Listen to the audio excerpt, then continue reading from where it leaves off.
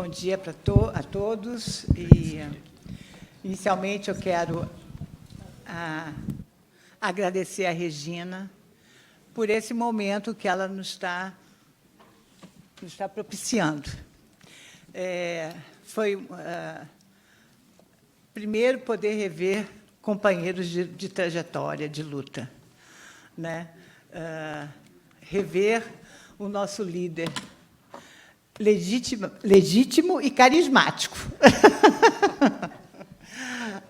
Bresser Pereira. E é uma alegria encontrar todos que trabalharam conjuntamente. Foi uma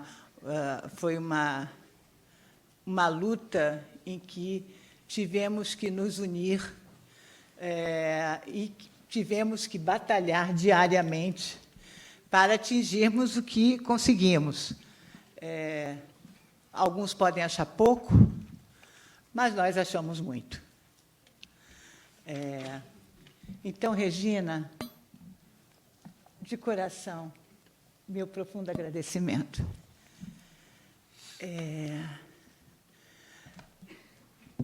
Enfim, Bresser, para variar, já esvaziou a minha palestra, né? Enfim, o conceito da reforma gerencial ele já disse, de uma certa forma. Mas eu quero falar um pouco, então, dos bastidores da elaboração dessa reforma. Quando Bresser foi convidado para ser ministro da Administração, antes da Secretaria da Administração Federal, e aí, em homenagem ao Bresser, a pasta teve um upgrade. Passou a ser ministério e Fernando Henrique colocou reforma do Estado. Por quê? Porque o Bresser já tinha uma produção científica em torno do Estado e tecnoburocracia.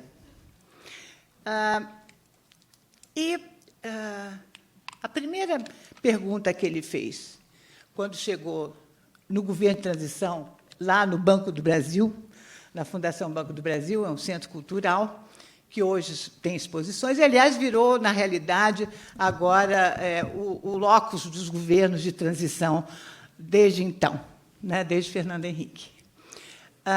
Chegando lá, ele viu o Jobim, Nelson Jobim, que se tornou ministro da Justiça, comandando a elaboração de propostas de emendas constitucionais e tudo, que, aliás, essas propostas estavam no Mãos à Obra Brasil. Né? Se vocês tiveram oportunidade de ler o Mãos à Obra Brasil, essas emendas, de uma certa forma, já estavam ali sinalizadas. Na área da Previdência, na área de quebra de monopólio, das comunicações, energia, transportes, cabotagem, enfim, reformas, digamos, que eu chamo da ordem econômica. Tinha também a proposta de emenda constitucional fiscal, que eu chamo a almejada, mas nunca atingida, porque envolve um problema político sério, né, do governo federal com estados e municípios. Mas e a administração pública? Então, Bresser foi lá, perguntou. Jobim, tem previsão, né, uma reforma, uma proposta de emenda constitucional da administração pública? Jobim, não tem. Então, ele foi ao Palácio da Alvorada. Não foi assim? Não? Aí foi no Palácio da Alvorada e falou com o Fernando Henrique. Não? Não. Então, primeiro foi com o Fernando Henrique. E o Fernando Henrique... Não, porque eu estou contando ainda a história.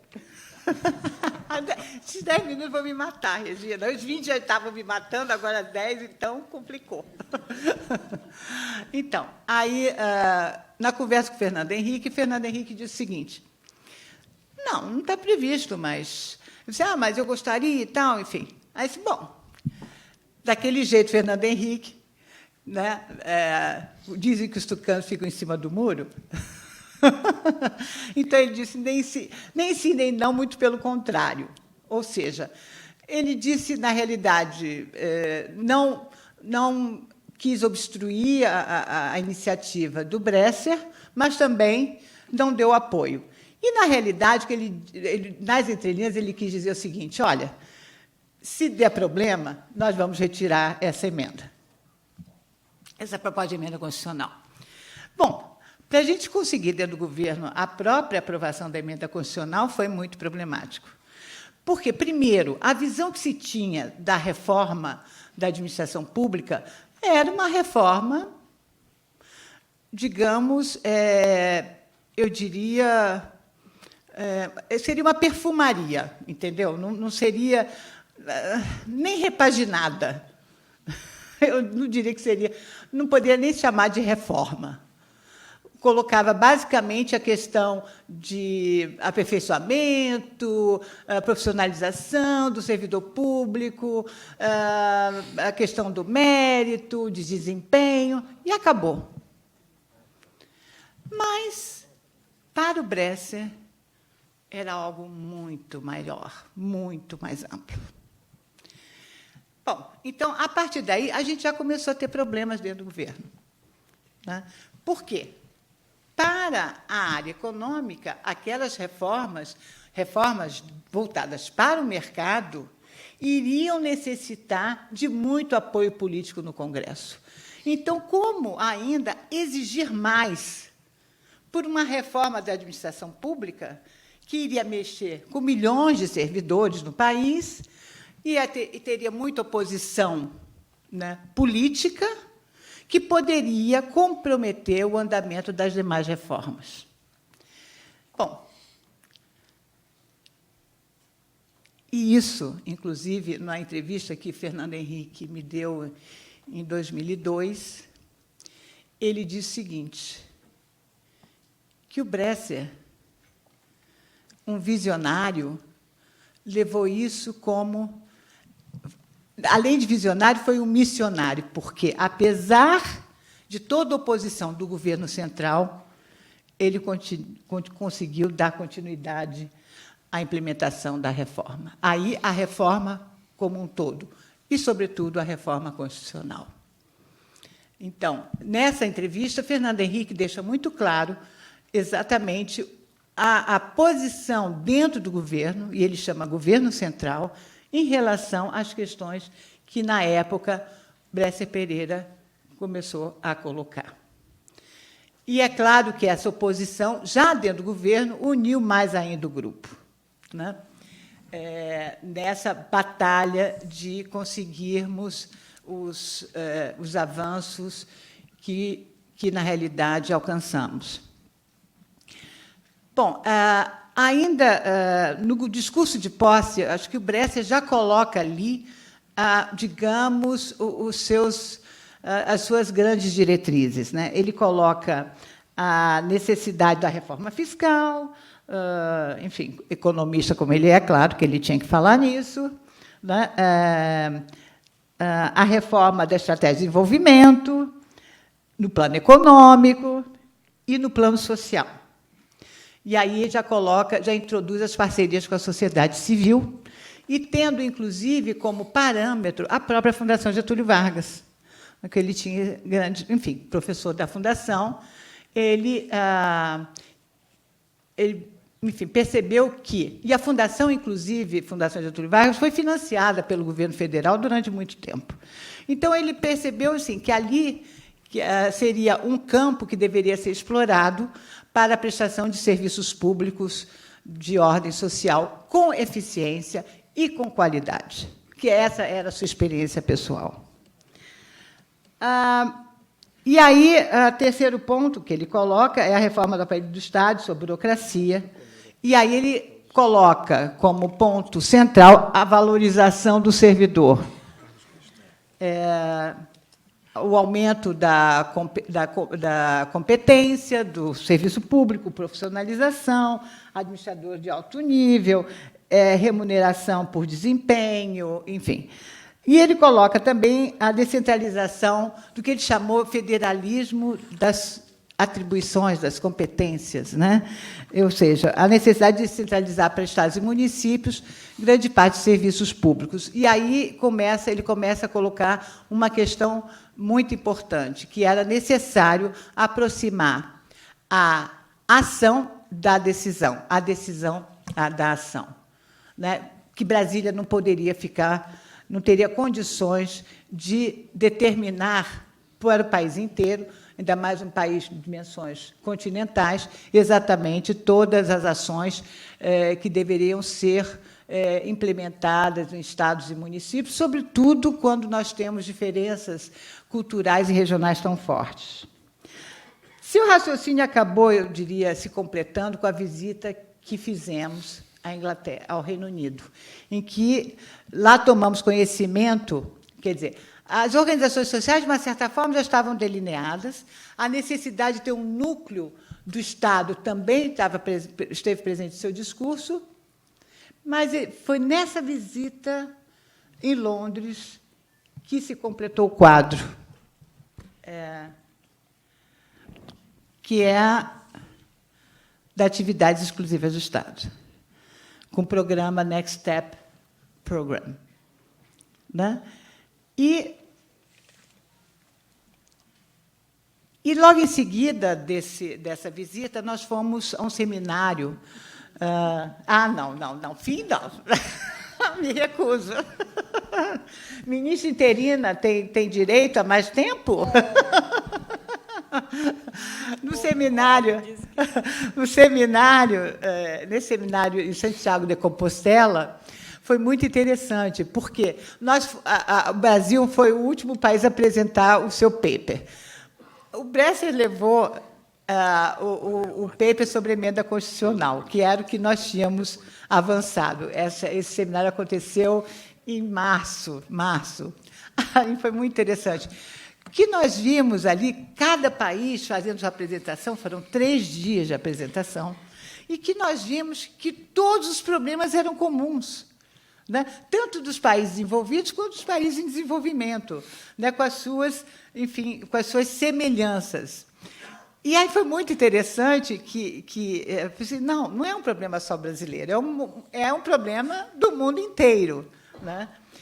E aí o Bresser se isolou numa salinha e me chamou, e foi aí que começamos a fazer esse diagrama.